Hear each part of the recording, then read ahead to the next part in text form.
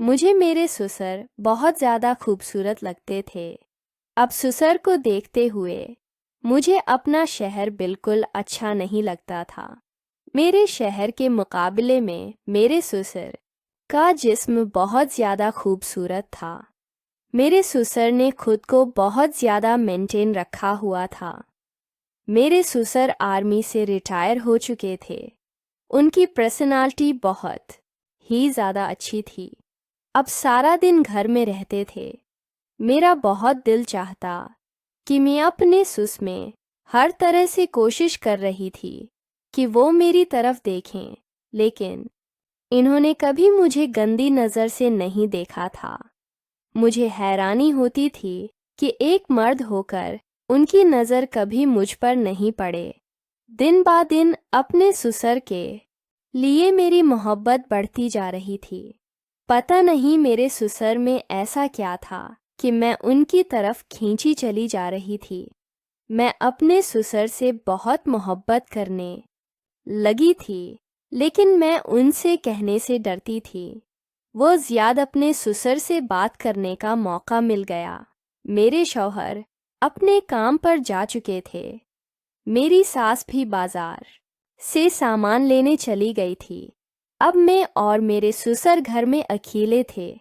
मेरे ससुर अपने कमरे में अकेले लेटे हुए थे। मैं जल्दी से वक्त ज़ाये किए बगैर अपने कमरे से निकली और अपने ससुर के कमरे की तरफ चल दी। मेरे ससुर टीवी पर कोई फिल्म देख रहे थे।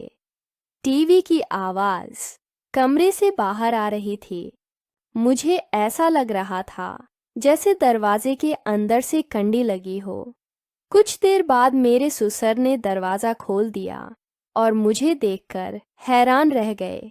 मुझे देख कर मुस्कुराने लगे और कहने लगे, बाहर क्यों खड़ी हो बेटा, अंदर आ जाओ। और मैं भी उनकी तरफ देखकर मुस्कुराने लगी और उनके पीछे पीछे उनके कमरे में चली गए। पहले की तरह आज भी मेरे ससुर बहुत ज़्यादा खूबसूरत लग रहे थे। मैं बार बार अपने सुबह टीवी देखने में मसरूफ़ हो गए। मैं भी अपने ससुर के पास खड़े होकर एक सोफे पर बैठ गई। काफ़ी देर खामोश रहने के बाद मेरे ससुर मुझसे कहने लगे, बताओ क्या बात है, तुम मुझे कुछ परेशान सी लग रही हो। पहले तो मैं कुछ देर खामोश रही, फिर मैं अपने ससुर से कहने लगी, मुझे अब से एक ज़रूरी बात करनी है। मेरे ससुर उठकर बैठ गए और मेरी बात को गौर से सुनने लगे। उन्होंने मेरे ससुर बहुत हैरान हो रहे थे। ऐसी कौन सी बात है जिसकी वजह से तुम मेरे कमरे में आ गए? पहले तो मैं ऐसी बात करने से घबरा रही थी, लेकिन फिर मैंने अपने ससुर को सच सच सब कुछ बताना शुरू कर दिया और वो मेरी बातों को बहुत दिलचस्पी के साथ सुन रहे थे। मैंने बताया, मेरा शौहर मुझे ठीक से। पहले तो मैं कुछ देर खामोश रही, फिर मैंने अपने ससुर से कहा, मुझे अब से एक ज़रूरी बात करनी है। मेरे ससुर उठ कर भी उन्होंने रिमोट उठाया और टीवी बंद कर दिया। अब मेरे ससुर की सारी तवज्जो मुझ पर थी। वो बहुत हैरान हो रहे थे। ऐसी कौन सी बात है जिसकी वजह से तुम मेरे कमरे में आ गए? पहले तो मैं ऐसी बात करने से घबरा रही थी, लेकिन फिर मैंने अपने ससुर को सच सच सब कुछ बताना शुरू कर दिया। वो मेरी बात बहुत दिलचस्पी से सुन रहे थे। मैंने बताया, मेरा शौहर मुझे ठीक से वक्त नहीं देता, न ही मेरी ख्वाहिशात पूरी करता है। वो ख्वाहिशात जो हर रात को भी वो मेरे साथ कुछ नहीं करता। जैसे ही काम से आता है, सो जाता है।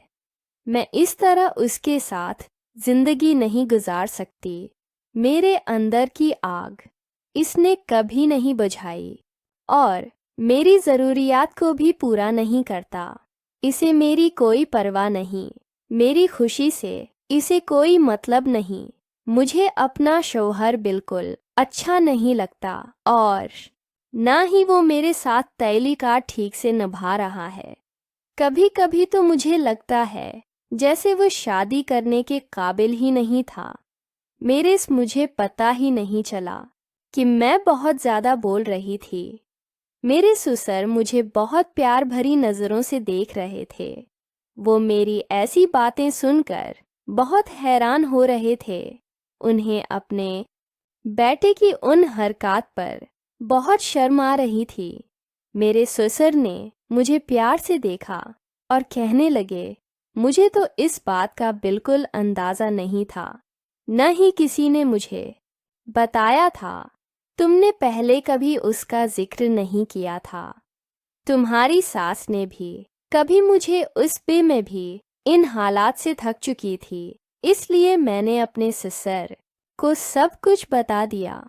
मैंने ये भी बताया कि मेरे शौहर ने कभी मेरे साथ कुछ नहीं किया। मामला सिर्फ ये नहीं था कि वो मेरी ख्वाहिशात पूरी नहीं कर सकता, बल्कि असल मसला ये था कि जब मैं इसे अपनी ख्वाहिशात पूरी करने को कहती तो वो मुझे डांट देता। बल्कि एक बार तो उसने मुझ पर हाथ भी उठा दिया था। मेरी ऐसी बातें सुनकर मेरे ससुर को मुझ पर तरस आने लगा। उन्होंने बह तुम परेशान मत हो। फिर उन्होंने मुझे अपने गले से लगा लिया। आज पहली बार मुझे बहुत खुशी हो रही थी। मेरे ससुर मुझसे इतना प्यार करते थे। मैं उन्हें प्यारी नज़रों से देख रही थी। अभी मैं उनकी तरफ देख ही रही थी कि मेरे ससुर ने मुझसे कहा, मैं अभी इस बात का कोई ना कोई हल निकालता हूँ। मैंने अपने ससुर की बात सुनकर पूछा, अब इस बात का क्या हल निकालेंगे? मुझसे और सब्र नहीं होता। मैं मज़ीद बर्दाश्त नहीं कर सकती। अगर वो मेरी ख्वाहिशात पूरी नहीं कर सकता तो उसे कहीं कि मुझे तलाक दे दे। मैं किसी और से शादी कर लूँगी। मेरे ससुर ने कहा, देखो बेटा, ऐसी बातें नहीं करते। और फिर वो कुछ देर सोचने लगे।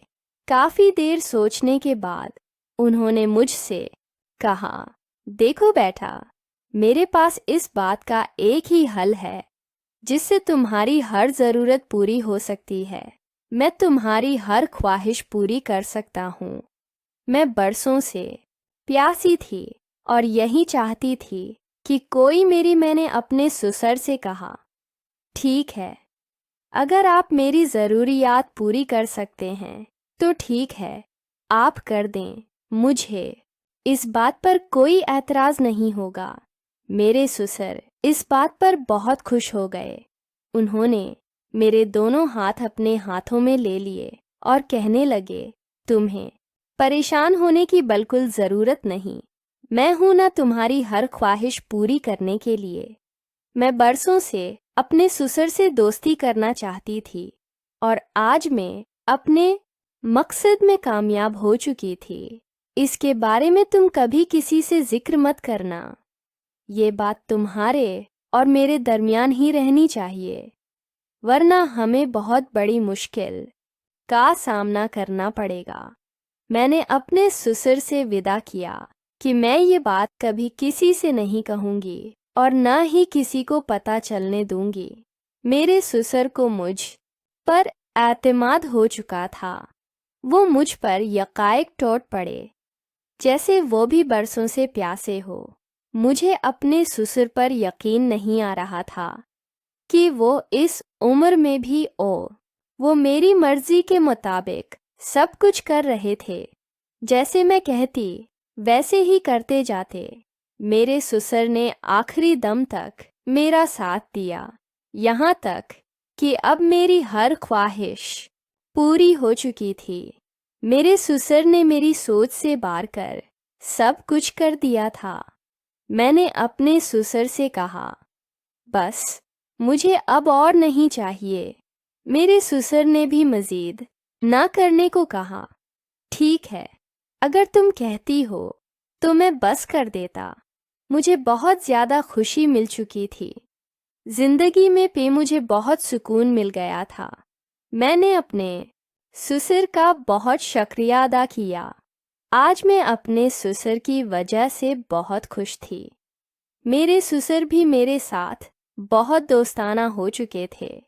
अब जब भी मुझे किसी चीज़ की ज़रूरत होती मैं अपने ससुर के कमरे में चली जाती थी और वो मेरी हर ख्वाहिश और ज़रूरत पूरी कर देते थे। मेरी सारी परेशानियां अब मुझसे बहुत दूर हो चुकी थीं। मेरा शौहर मुझे इतनी खुश देखकर हैरान होने लगा। उसे शक होने लगा था और उसने मेरा बाहर जाना बंद कर दिया था। लेकिन उसे क्या पता था कि मेरी हर ख्वाहिश और ज़रूरत पूरी हो जाती थी। अब मैं बहुत खुशी से ज़िंदगी गुजारने लगी थी। प्यारे दोस्तों, कहानी कैसी लगी कमेंट में ज़रूर बताएं। एक और वीडियो के साथ मिलते हैं। तब तक अपना ख्याल रखें। हमें इजाज़त दें। अल्लाह हाफिज़। हाँ।